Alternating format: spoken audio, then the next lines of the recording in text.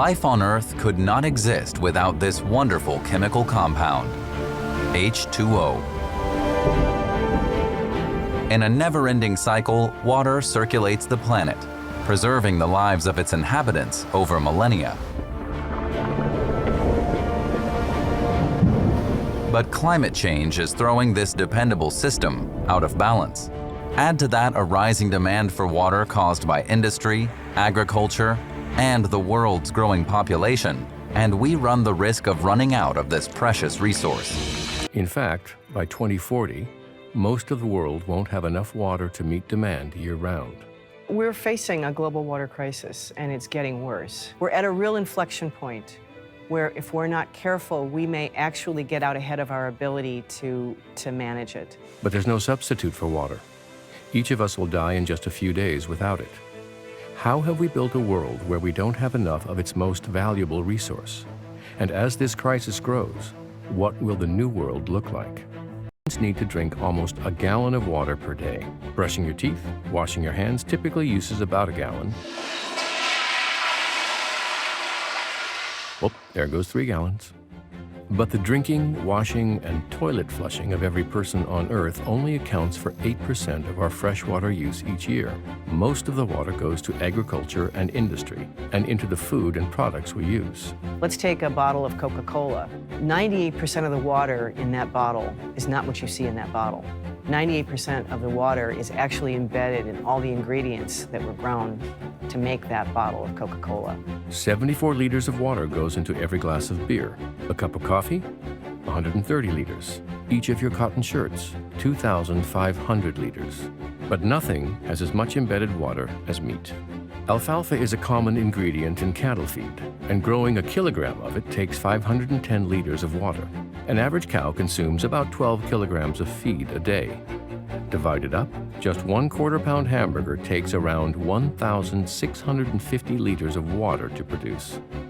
The world is eating more and more like Americans, higher calorie diets with more meat. But everyone can't eat like Americans. There actually isn't enough water in the world. Water springs life. It sustained early agriculture system, domestic needs, travel, and the foundation of many communities all over the world. Without it, humans will cease to exist. Dako jud na ako pag-ila sa tubig. Dako jud ako ang pagluhod, dako jud ako pagrespeto. Kung way tubig, wala na ingon nagpaubos. Dili jud sa may matang tumabuhi. In the Philippines, water is the lifeblood of early Filipinos. It is well entrenched in the country's customs and traditions, chronicled in the country's rich cultural history.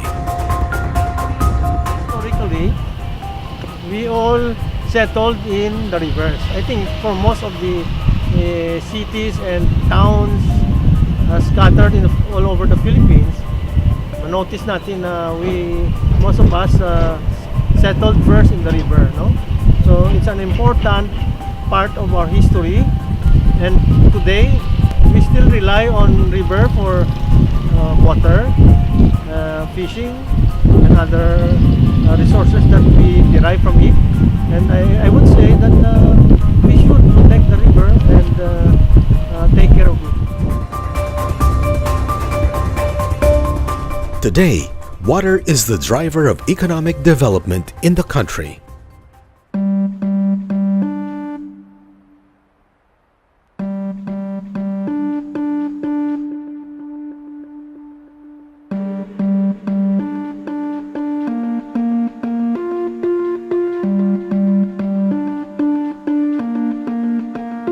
The Philippines is greatly endowed with rich and abundant water resources necessary for its economic development.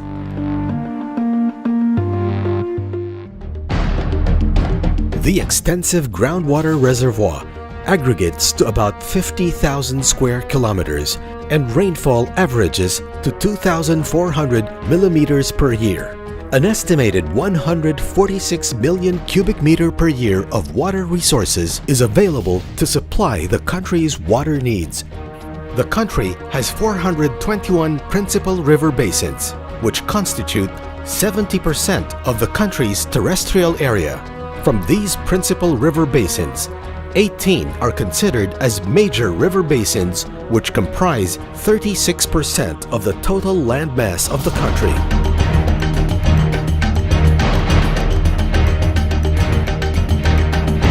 Despite its abundance, many communities in far-flung areas are suffering from scarcity of water.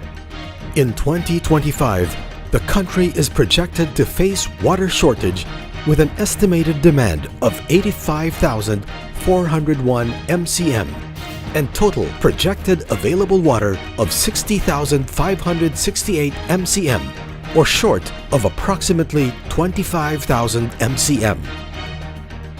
The impending shortage is attributed to unharvested surface water, excessive groundwater extraction, saline intrusion, forest degradation, land conversion, and prolonged dry season due to climate change.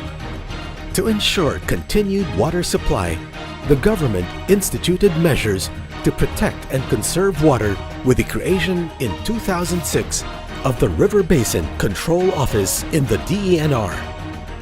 Malaki yung papel natin na mapatupad yung watershed management framework, no? Kaya nga lahat ng mga rehabilitations, lahat ng mga programs natin sa mga watersheds ay doon nakakarga sa watershed management framework.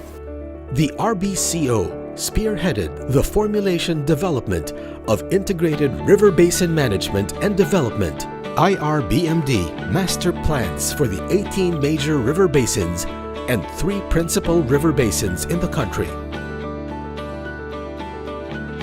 The government continuously implements the following measures to conserve water for domestic, industrial, agriculture, and energy generation purposes. River basin rehabilitation through the National Greening Program, wetland management, groundwater management, and other water resources management and development, construction of dams for irrigation energy and other uses.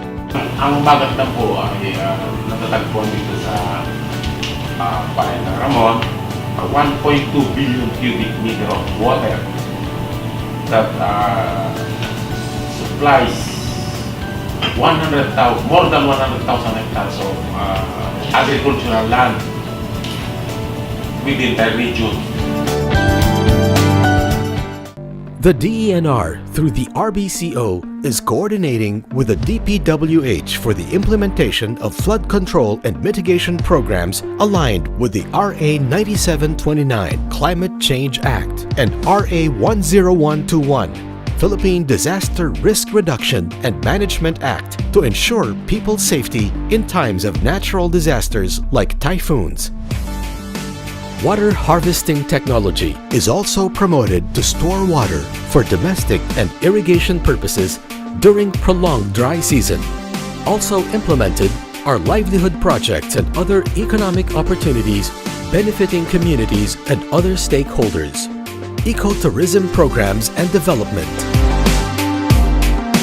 Water is life, and for Manobos of Agusan Marsh, without it, their tribe will cease to exist. Agusan enjoys an all-year-round, abundant supply of water. Tungod sa among pag-amping kami na inapiktaran, pinaglawom ng Agusan Mars. Kaya kung ato ning pagahubsan, dali mahurot ang isda kung mawala ang binayahan. However, this abundance is also problematic to some communities as they are frequently flooded and their lives are affected. Kailangan natin ng tubig sa araw-araw. Pero pag labis-labis naman yung tubig, medyo nakakasira din po sa kabuhayan po namin dito. While the national government is continuously implementing programs to conserve water resources, other efforts from concerned stakeholders and local government units are worth mentioning. Dapat nating i-preserve at i-develop ang natitirang kalikasan sa atin. Baka balang araw kung mawala yung mga kahoy natin, mawawala yung tubig natin. Pag wala ng tubig, wala na rin tao. Policies and ordinances were also issued to protect water resources. Stakeholders also contribute through the conduct of activities that are meant to conserve and preserve water and the environment. Ine-maintain namin ang cleanliness, ma'am. We usually have tree planting monthly, and every week we have a clean up drive under the Pinakanawan River, this river bank, and controlling also the kaingeros in tilling the mountain top para may-avoid yung landslide, yung floods. Ang mga miyembro po ng asosasyon, tumutulong po sila sa pagtatanim ng mga kahoy, mag-tree planting po kami. Tapos sa weekly po, nag-clean up drive po kami sa mga tabing ilog. Regularly, yung City Environment and Natural Resources Office natin, nag-i-initiate yan ng regular river clean-up activity, no? Involving a lot of sectors, not only to clean the river, but to develop an advocacy na dapat gawin natin to, no? Para maproteksyon na natin ang river natin. So I believe the Council has done many varied efforts, among others the advocacy, making us aware of how important the river basins is, and both in the education dimension as well as in the cleanup of the river basins, in the storage of water, even the awareness of how we distribute water, the importance of tree planting. All of these are very important steps of the Cebu River basins, as well as the linkages with the government agencies and government officials who also espouse the same advocacy, making us aware of how important, how beneficial, and of course the reality of the need, for water, clean water for that matter, and of course water that is in its very essence the source of life for all of us. To date, 21 river basins have already finalized their Integrated River Basin Management and Development Master Plan for effective management and governance of Philippine water resources. Ang pagmamanage ng ating river basin or water resources ay napakalaki yung papel ng bawat isa, bawat stakeholders.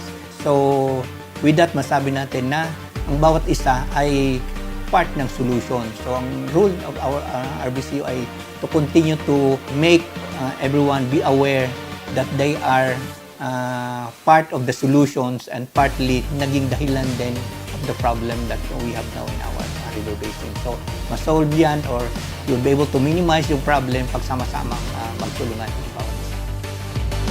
With these efforts, and with the help of all stakeholders, we can save rivers and other water resources.